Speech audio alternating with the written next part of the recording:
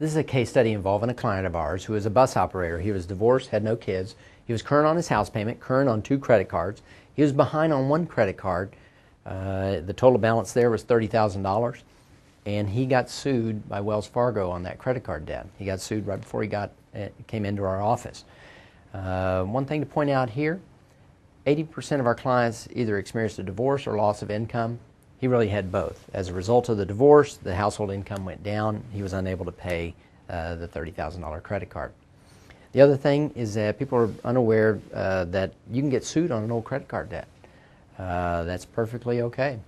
What it can lead to is a bank account garnishment. A lot of people are aware that there's no wage garnishment in Texas, but there is bank account garnishment, and they file a writ of garnishment, and it's an action between the creditor and your bank. And they say, hey, we sued this guy, got a judgment in this amount, and then the court signs off on it, and then your bank sends you a nice little love note saying, hey, pursuant to the writ of garnishment, your account has been garnished. So that gives the creditor quite a bit of power there. In here, what we did is looked at all the income, expenses, looked at all his debts, and then reviewed all his options.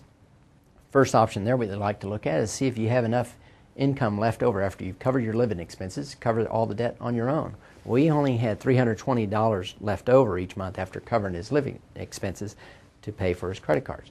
Well, that wasn't enough because he wasn't able to pay for the Wells Fargo credit card, so doing it on your own is not enough.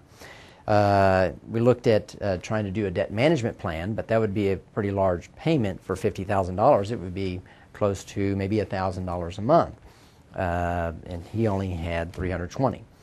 Couldn't do debt settlement because debt settlement would probably require about $700 a month for 42 months, and he didn't have that enough money to set aside that. Also, he didn't have a lot of time because he was already sued by Wells Fargo. We looked at doing a Chapter 7, but he was above median income and he had disposable income, and so that would knock him out of contention for a Chapter 7. We looked at Chapter 13. The payment there was just $125 a month. That took care of the 2 credit cards he was paying, but also the credit card that he was not paying. The reduction in payments that he had going out was $195 a month. Instead of paying the $320, he just paid $125.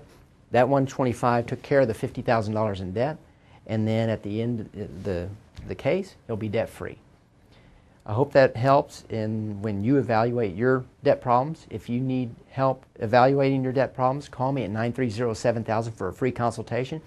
We'll look at all your options and answer all your questions. Have a good day.